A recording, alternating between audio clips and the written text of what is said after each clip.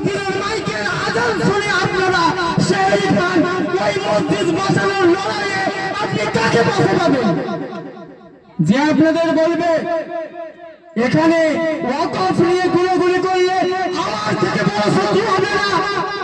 হে বাংলার মুসলমান নেতারা, যারা নিজের স্বার্থে মুসলমান সমাজকে শোষণ করে নিজেরা গাড়ি বাড়ি চড়ছ, নিজেদের আত্মীয় স্বজনকে চাকরি বাকরি দিয়েছ, সেই মুসলমান নেতাদেরকে আমি প্রশ্ন করতে চাই, ক্ষমতা হয়েছে যে এই কথা বলার সাহস কি করে?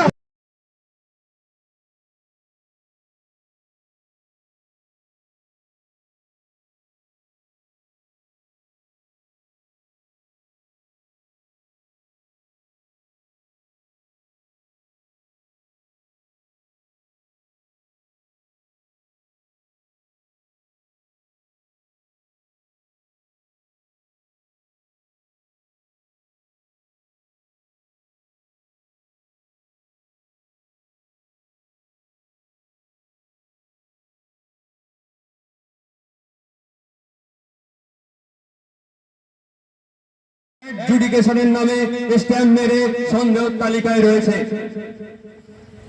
দীর্ঘদিন থেকে আমাদের দাদুরা, আমাদের দিদিমারা, আমাদের বাবা মায়েরা এই দেশে অবস্থান করেছে, এই দেশের আদিবাসীরা, কিন্তু আজকে আমাদের শুনতে হচ্ছে যে আমাদের ভোটার তালিকা, আমাদের ভোটার অধিকার সন্দেহের তালিকায় রয়েছে। এটি খুবই উদ্বেগজনক। একজনের নাম 2002 তালিকায় রয়েছে, তার নামে অ্যাডজুডিকেশন দেওয়া হয়েছে, তার ভোটার অধিকার সুপ্রিম কোর্টে। এখনই মনে ভাববে এই ব্যর্থ সরকার তাদের ব্যর্থতা ঢাকতে আপনাদেরকে 1000-2000 টাকা ভাতা দিচ্ছে।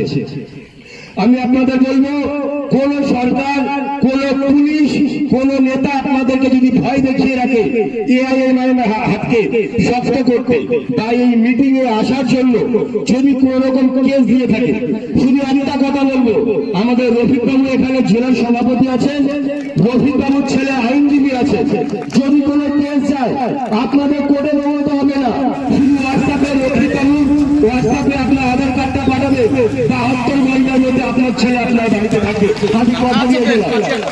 আমি কথা নিয়ে গেলাম 72 ঘন্টার মধ্যে যদি আপনার ছেলে আপনার ঘরে না আসে, যতদিন আপনার ছেলে জেলে থাকবে, আপনার ঘরে মোটা চাল আর মোটা ভাত আমাদের সংগঠন থেকে আপনার দরজায় পৌঁছে যাবে। আমরা আপনাদের উত্তেজিত করতে আসিনি, আমরা